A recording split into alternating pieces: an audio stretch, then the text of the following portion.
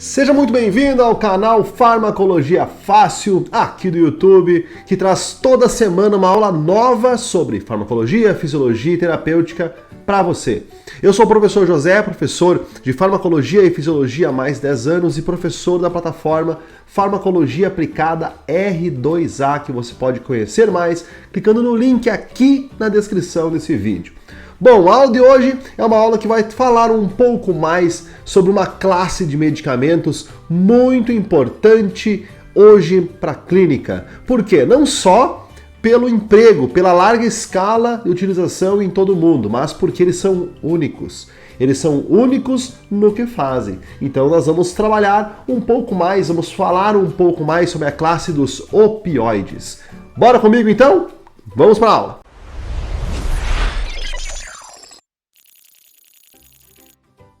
Então, não tem como falar de opioide sem falar de transmissão da dor.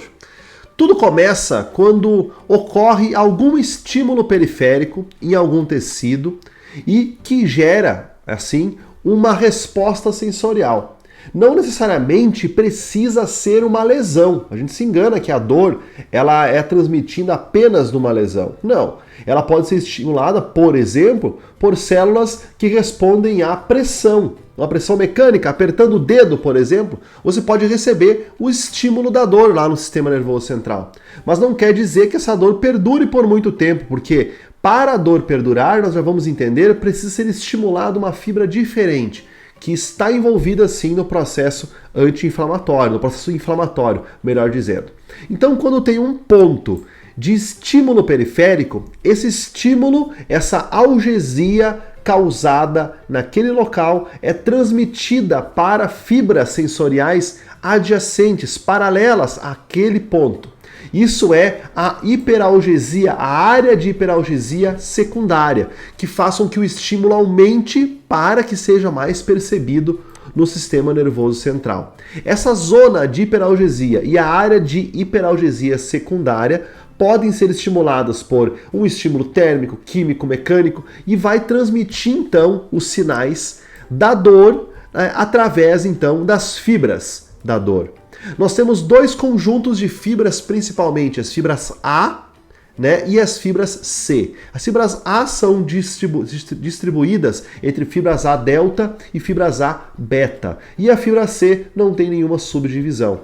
O sinal produzido pelos nociceptores, que são aqueles receptores que estão na área hiperálgica ou na área secundária hiperálgica, envia sinais através dessas duas fibras para a medula, numa velocidade de 0,2 a 20 milissegundos.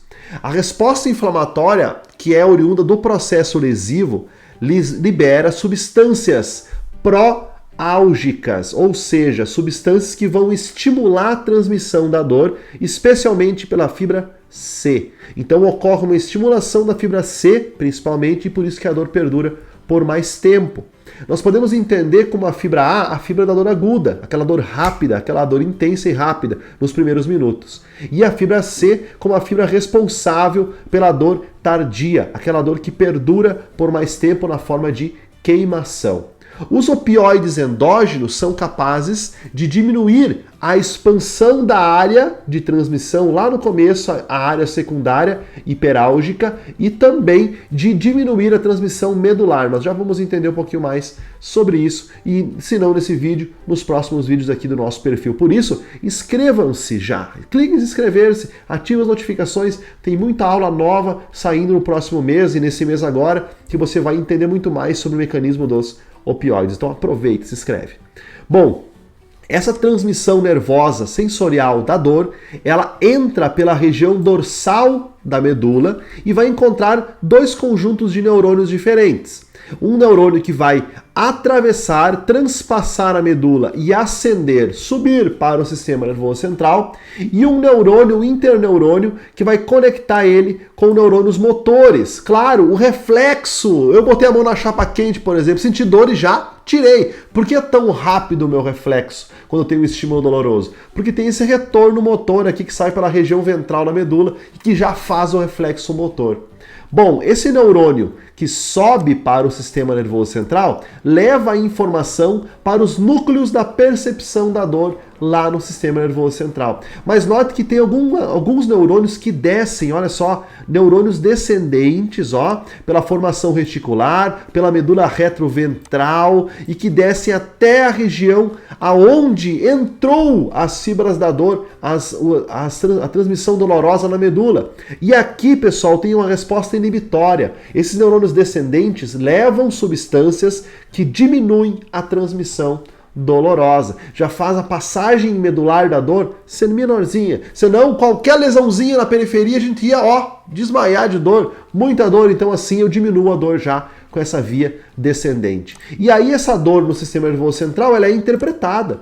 Vários neurotransmissores estão envolvidos na inibição da percepção dolorosa, inclusive outras endorfinas, como a encefalina, ajudam na percepção dolorosa. Então notem que nós temos 3 componentes principais para a transmissão da dor: neurônios, neurotransmissores e o processo de percepção. Então eu tenho como diminuir a transmissão da dor, a percepção da dor, nesses 3 pontos. Ou bloqueando a passagem e a atuação dos neurotransmissores na sequência de mensagens que é enviada entre os neurônios da dor. E também eu posso diminuir a transmissão do potencial de ação no axônio do neurônio, que é, por exemplo, a base da utilização dos anticonvulsivantes como analgésicos na dor neuropática, né? Então diminui a percepção da dor porque diminui a transmissão axonal da dor. E também no sistema nervoso central, diminuição da percepção dolorosa. Por exemplo, antidepressivos são utilizados para isso e outras classes que não são analgésicos de origem, mas que ajudam na percepção da dor. Porque afinal, a dor tem um componente sensorial, discriminativo e emotivo. Ele tem um caráter subjetivo muito grande, né? A dor, ela tem que ser, a percepção da dor é muito particular de paciente para paciente. Então, várias formas eu tenho de diminuir a dor. Tanto medicamentos diferentes, como anticonvulsivantes e antidepressivos, diminuem a percepção dolorosa. Anti-inflamatórios e glicocorticoides diminuem a transmissão de substâncias, a produção de substâncias que vão transformar a dor numa dor mais intensa e contínua, que é pela fibra C, o processo inflamatório. E eu tenho medicamentos que atuam diretamente na fibra da dor. Esses são os opioides. E eles são bem antigos, viu? Eles têm muito tempo aqui no nosso planeta, esses opioides. Olha só, 3.400 a.C., os sumérios já relatavam nas suas escrituras a chamada planta da alegria. Olha só, a planta da alegria ela foi cultivada pelos assírios, pelos babilônicos, pelos egípcios por muito tempo. E foi no Egito que foi mais estudado essa planta da alegria. Em 1300 a.C., os egípcios cultivavam em Tebas uma planta que dava origem ao ópio tebaico, um ópio mais concentrado e mais puro, que ficou famoso na região por causar sedação e melhora dos males. Que a dor, por exemplo, é um sintoma comum de várias doenças, então ela resolvia o problema de várias doenças, por assim dizer. Os fenícios, que eram um povo, né, que viajava pelo mar, que eram os que dominavam a rota do comércio na Mesopotâmia, levaram o ópio tebaico e espalharam ele pela Anatólia, né, que é na época chamada, e hoje a Europa. Transportaram o ópio para todos os locais aonde o mar Mediterrâneo tocava. Em 460 a.C., Hipócrates cunhou o termo narcótico para aquilo que era extraído do ópio. E em 330 a.C., Alexandre o Grande leva o ópio para a Pérsia e para a Índia, e aí se difundiu praticamente por todo o mundo o uso do ópio. 400 depois de Cristo, na China, né, Snagdar Sanhita descreve o ópio como útil para tratamento de diarreia e disfunção sexual. E em 1500 depois de Cristo, inclusive hoje, ele é utilizado, o ópio, né? Ele tem os derivados do ópio, tanto naturais quanto sintéticos, causam constipação. Então naquela época já era observado a função da morfina e de seus derivados no trato gastrointestinal. Em 1500 depois de Cristo, os portugueses, olha só, iniciaram o hábito de fumar ópio nas navegações. E em 1500 e 1600 começou a ser utilizado de forma recreativa pelos persas e indianos. Tá, mas em 1500 o que foi descoberto nas navegações portuguesas? O Brasil, E os portugueses se perderam da rota, a história diz, né? E acharam o Brasil por acaso. Será que não foi por causa do ópio? Não somos filhos do ópio. Olha só, é uma curiosidade que tem que ser descoberta um dia, né?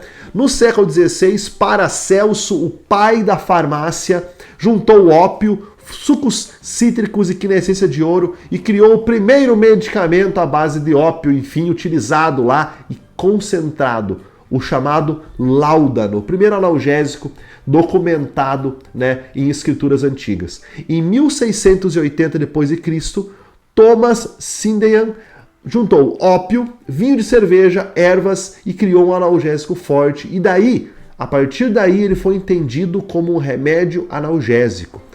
E olha só o que estava escrito nos registros da época. De todos os remédios poderosos que Deus favoreceu a dar ao homem para aliviar o sofrimento, nenhum é tão universal e eficaz como o ópio.